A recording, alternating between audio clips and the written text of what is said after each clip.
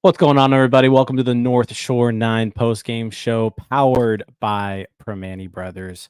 I'm Jim. With me tonight is Neil. Pirates win 11-5, which means we've got sandwiches to give away. So make sure you comment #raise it in the chat. Neil, how are we doing tonight? Well, it was a nice change of pace. I'm doing great. A great day of not watching Rowdy Tellez play baseball. You know what? It's always a good day. It's crazy how good the lineup can be when you just stop playing your terrible players, right? Yeah, it's crazy how it works like that, you know? Yeah, right. We'll get to that, but yeah, make sure you get your comments in here. #raise it. Pirates win 11-5. Before we get to the meat and potatoes here, Bet Online is your #1 source for all your summer sports this season, from MLB, golf, NBA, and NHL playoffs stats. All the latest stats, news, and scores available to follow your favorite teams. Get the latest odds and lines, including the latest team matchups, player props, and odds on just about every sport out there. Head to the website today or use your mobile device to get in on the action. Bet Online, where the game starts. Neil, this one started early with the Pirates getting on the board in the first inning.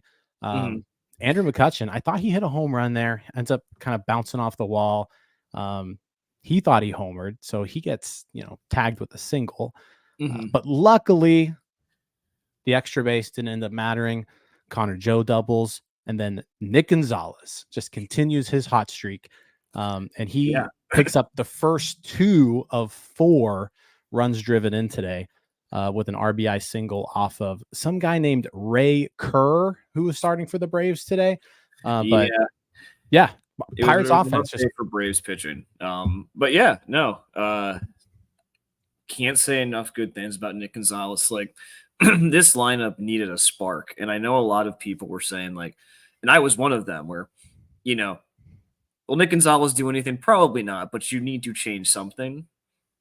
And then Nick Gonzales has come up and has been destroying the baseball.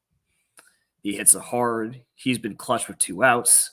He's pretty much everything you could have ever asked for from your second baseman call-up.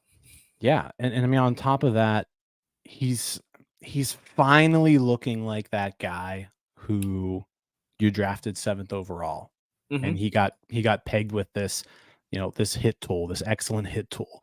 He was putting up PlayStation numbers in college, prior to the season getting shut down, due to COVID in 2020. He was the MVP of the Cape Cod League in 2019. So the guy has a pedigree.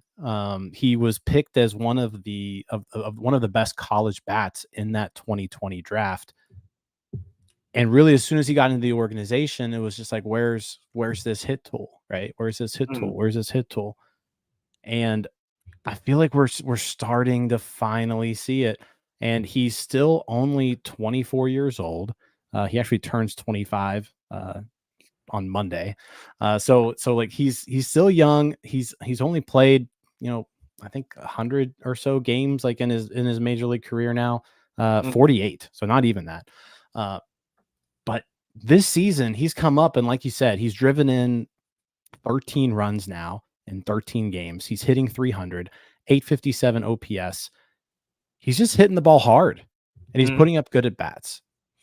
Yeah, he looks comfortable, and I think the big thing to take away from it is that his whiffs are like way down across the board on all breaking pitches. Like, he's hitting sliders better, he's hitting sweepers better, he's hitting curveballs better. Like, you can see like the progression. And he changed his swing this offseason, and it's been working. Like, he has been a revelation for the offense, and especially getting that production from second base is so good. we've been suffering from second base for a while as a team. Going from Josh Van Meter to Nick Gonzales this year has been really nice. Well, we've just had so many guys where we were just throwing stuff at the wall, right, and hoping something stuck. And for the longest time, nothing was sticking at that second base wall. And again, it's only 13 games, but you love what you're seeing out of Nick Gonzales. It's just a completely different hitter from what we saw last year with his time in Pittsburgh. It's just good at bats, not really missing as much. The one hit today was on a breaking ball. He stayed back on it. It was hung. It wasn't a great pitch, but he smacked it. But yeah, just a double, single, 4 runs batted in today. Again, 13 RBIs already, and he's only been up for 2.5 weeks or so. Just can't ask for anything more than what he's provided. Yeah, and now it's about maintaining this. Like, obviously, he's not going to keep hitting 13 RBIs in 13 games. He's going to go through some rough stretches, but man, like the ability to be able to hit fastballs as well as he does and be competent against the other breaking pitches, like that is an MLB player. And that is what we have been desperately needing, especially from a team that hasn't been able to develop internal hitting.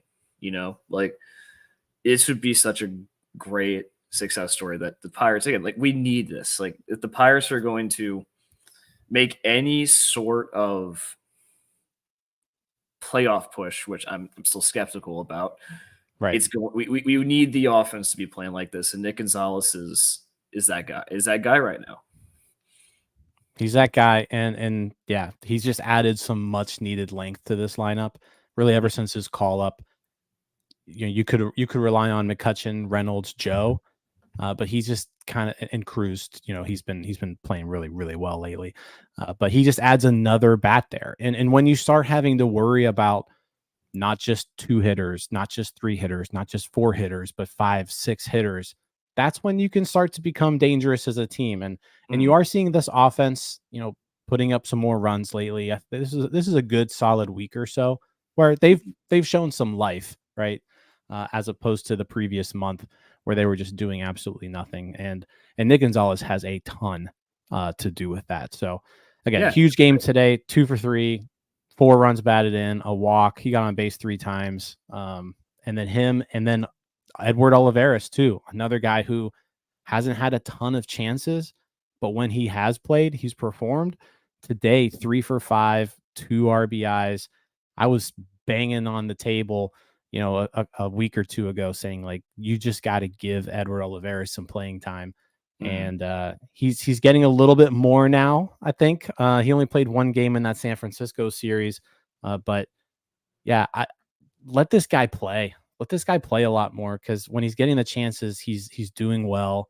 And I know they're doing the whole like making sure he's in there against lefties and not playing him a ton against righties. But like right now, you need guys who are being productive, and Edward Olivares is one of the few who's being productive. Yeah, I mean, he is just going to be really limited with how much you can really play him, like just playing to his strengths. But yeah, like with Sawinski down in AAA now, this is his chance. It is his chance to actually establish himself. And like tonight against the lefty, he looked really good. Yeah, like 3 hits is something you take every day, and it's a lot better when Nick Gonzales and Edward Olivares are your 4, 5, 6 guys instead of Rowdy Tellez and Jack Sawinski. Like the change in the lineup when you don't have those 2 dead weights, the way they were performing, like it makes all the difference in the world. And I think Donardo tweeted out, like, since Nick Gonzales has come up and Paul Skeens has come up, I think we're what 7th in WRC plus in the league. Like there has been a change, and you're playing. And the power's been there too. Yeah, you're playing Kutch where he belongs on the leadoff, and like the lineup is actually somewhat becoming solidified where you don't have to change it every day because no one is hitting. Now, but like Shelton probably will keep changing it because that's what Shelton does. And I know that drives a lot of people insane. I get that, but at At the very least, the same people should be playing every day. Yeah, I think right now you've got a really good thing going with Andrew McCutchen 1, Brian Reynolds 2. They're playing Cruz in that 4 spot against righties, and then they're dropping him to like 6th typically against lefties. Today he was batting 7th, Cruz was, but yeah, I mean, I think that's the thing, right? You just need to find more consistency out of these guys. And that was something up until this point, you've just been lacking any sort of consistency from anybody, really, outside Connor Joe. He was the only one kind of doing things consistently at the plate. And now you're starting to see guys, Andrew McCutchen in particular, really finding a home in that leadoff spot, hitting the ball hard, putting together good at bats, on base 2 more times today, single, double, 2 runs scored. His on base percentage up to 341, OPS up to 740, 738. Just trying to do some math here, but he's been a completely different player for the last month or so. He's been vintage Kutch almost. And you know, like I said, you add in Olivares, you add in Gonzalez, Connor Joe again, just kind of went through a little baby slump there. I think because he was just playing a whole lot. But today, 2 doubles from Connor Joe. And then even like Jared Triolo poking one over the fence. So Yeah. it was a really good Okay, day. he hit that to the deepest part of the park. He hit it 408 feet. Yeah. He hit it to the north side notch. Like that was awesome. Yeah, I mean, and yeah, like you can see like how the team is constructed, like what they had in mind when they acquired all these players. I'm still like worried about how we do against right-handed pitching, where like this lineup is, even with Cruz, this lineup is just so centered around hitting lefties. And that's because of the last 2 guys I mentioned. They're not hitting well against anyone. But when you get games like tonight, you can see why they got guys like Olivares and Connor Joe in, and like why those like shrewd little moves that you need to make as a team. So like, no, it was really nice. And yeah, when Jared Triolo is hitting home runs, that's when you know it's a good day, because he never does that. Yeah, and it's kind of crazy. I mean, just talk about the Braves real quick. They came into today's game 29 and 29 and 18, 11 games over 500.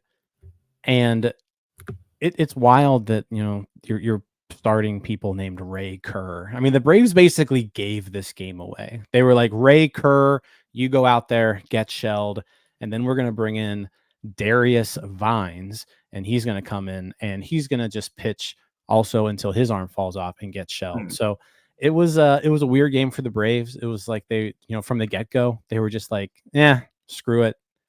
We'll just let the Pirates have this one. So almost worried about Saturday and Sunday and what the Braves may do. But hey, you're going to take this win 10 out of 10 times against a team as talented as Atlanta. Atlanta didn't put their best foot forward tonight, and the Pirates took advantage. Yeah, it's weird because like I always dread playing teams like Atlanta, just the talent up and down that lineup. And I guess we can get into Falter soon, but we play the Braves like unusually well.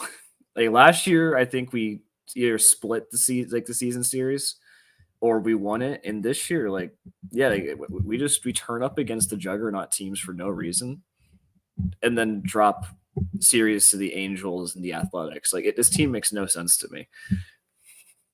Yeah, I don't get it. I mean, if they can take one out of these next 2, then you win this series, and you know you're kind of. That's what we said about the Giants, though. Yeah, but like that's true. That's true. But yeah, I mean, you feel good about yourself if you can take this series against the Braves. So yeah, hopefully we can put something together. Keller starting tomorrow, and then Perez on Sunday, I believe. So let's get to the pitching, though. Let's talk about Bailey Falter. This dude has been incredible.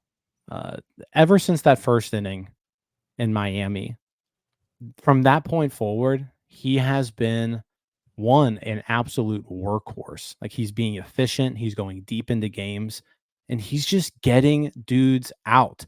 It's not even like he's inducing weak contact either. Like he's just throwing the ball, letting guys hit it, and letting his fielders field their position. And Mhm. it is working really, really well.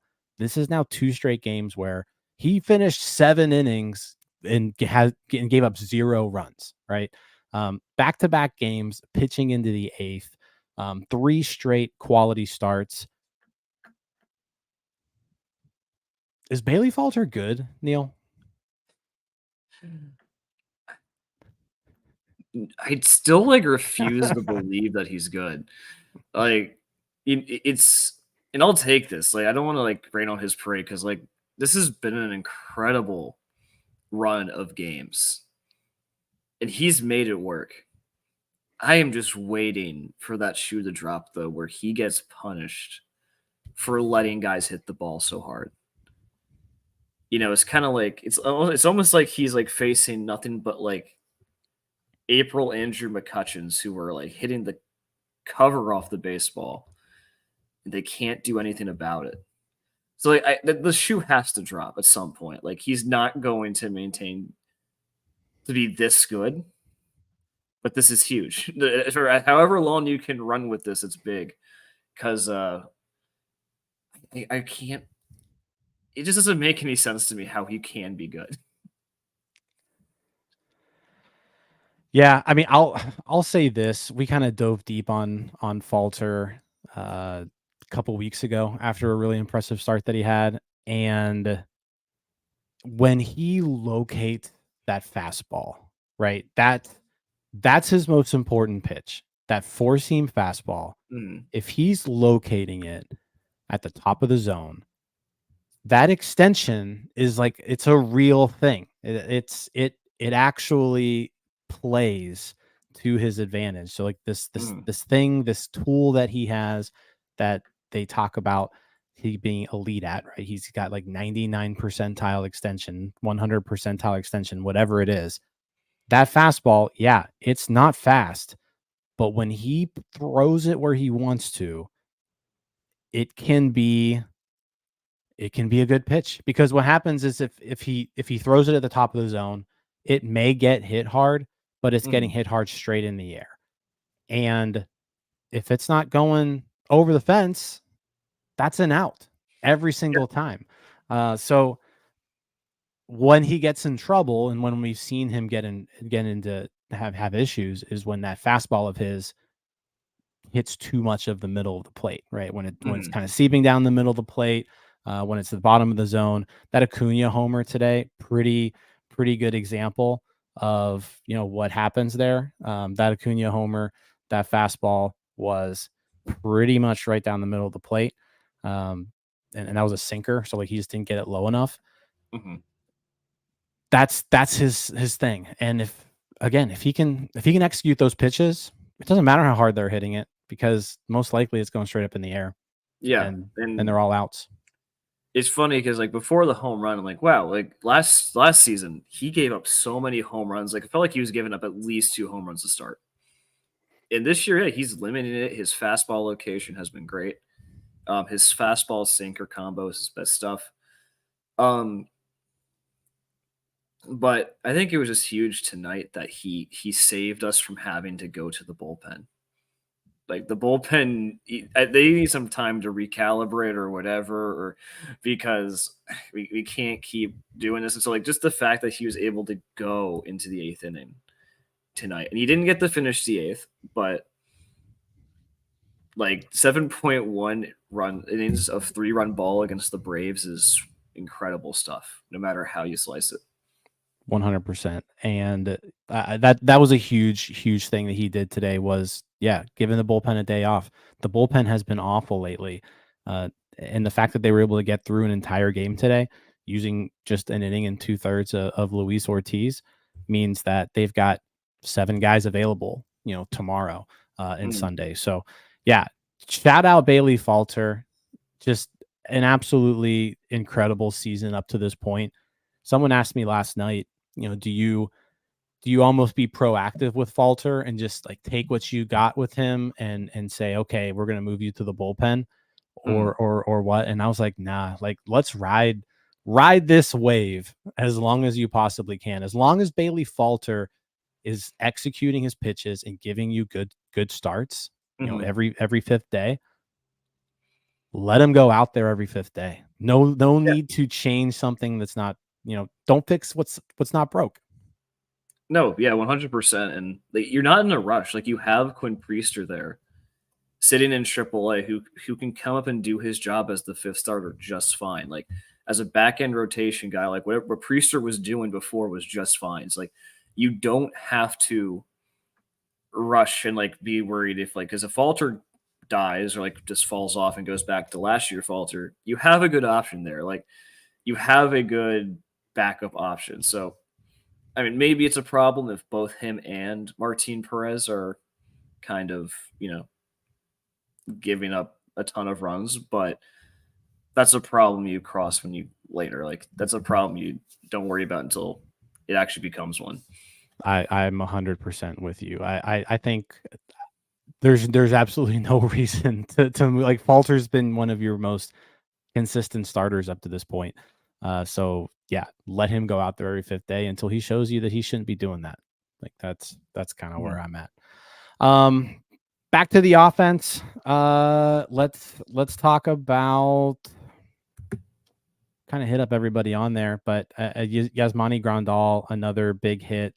He came up with a 2-run single in the third that extended the Pirates' lead to 5-0.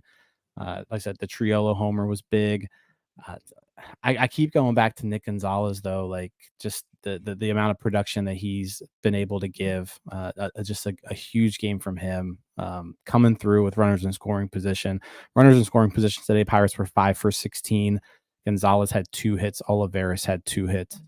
So those two guys who again weren't getting a ton of playing time up until the last couple weeks.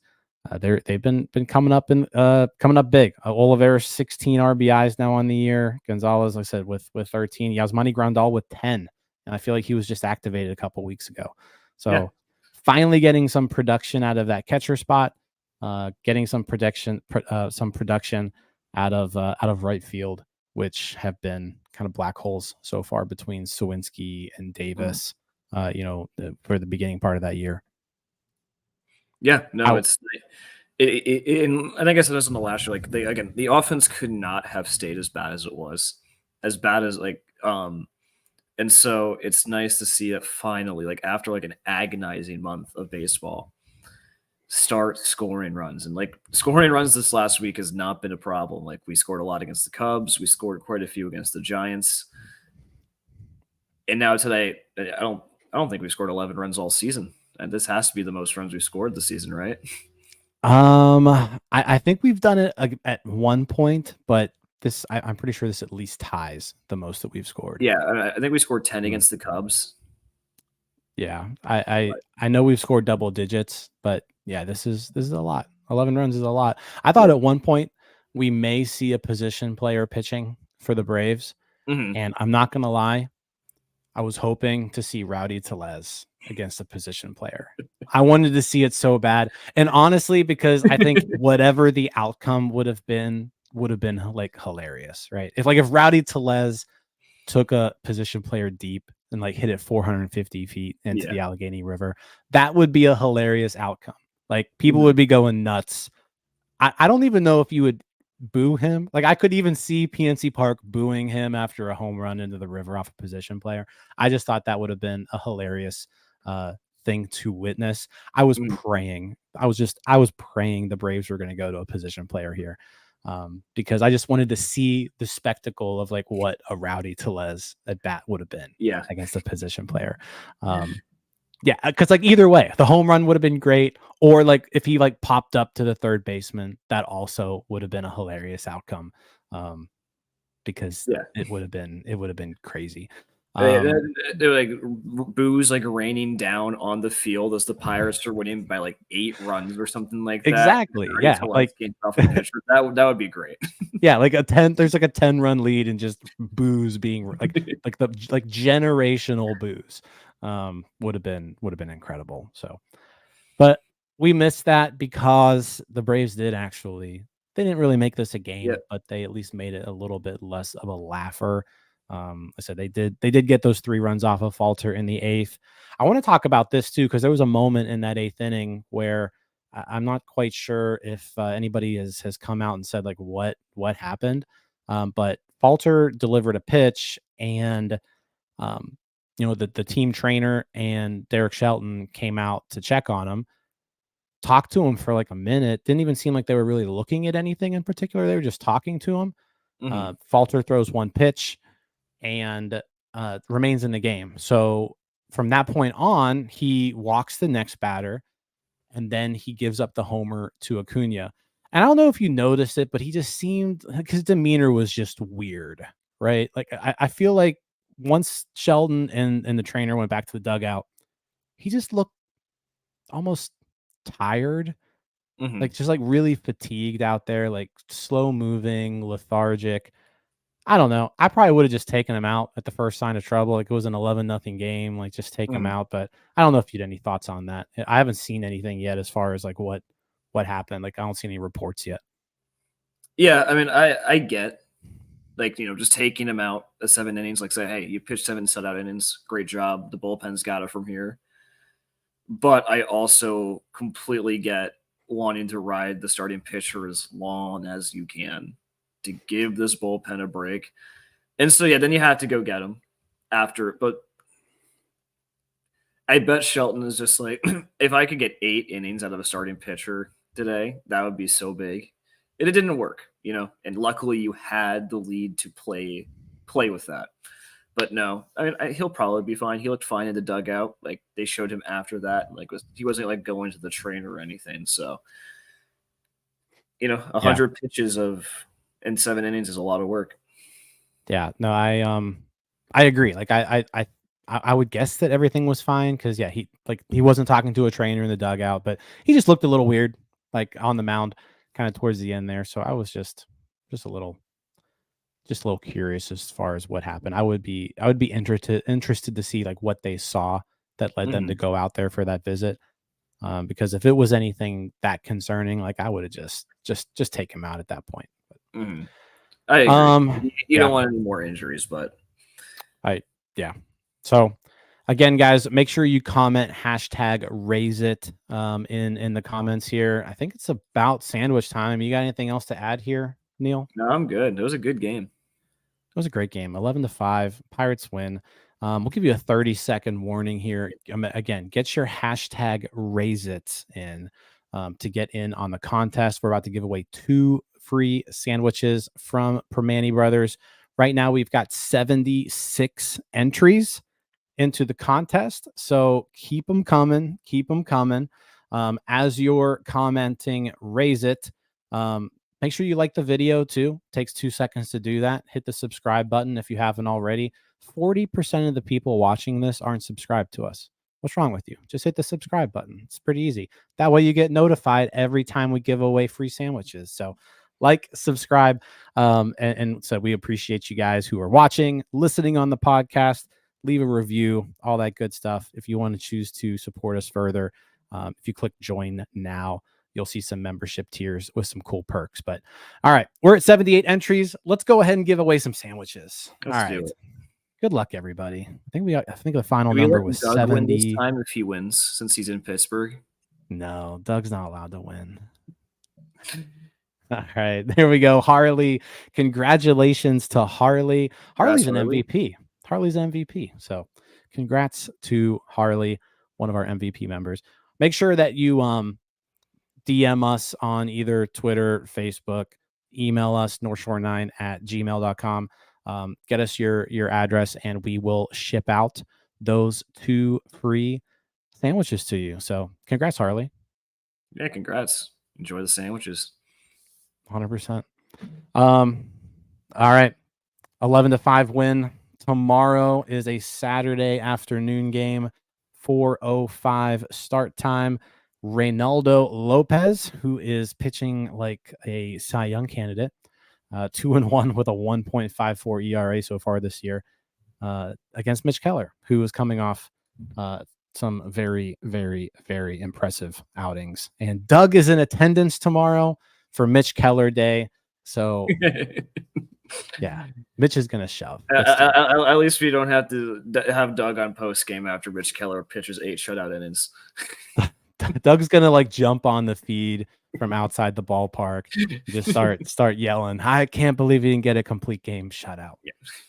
Where's the consistency? He got one complete game shutout. Where's the other one? He got one. Why doesn't he? Can't he do it every time out? Yeah. All right. Well, hopefully we're celebrating another win tomorrow. Hopefully we're giving away more sandwiches. Again, appreciate all of you for watching. Thank you. We'll see you tomorrow. Hey, you all, thank you for watching. I know we try to provide the most entertaining content that we can, and we'd love to spread it to as many people as possible. So I know it doesn't seem like a lot, but if you could take the 5 seconds to like this video and subscribe to the page, it helps out so much more than you know. Thank you, and let's go Bucks.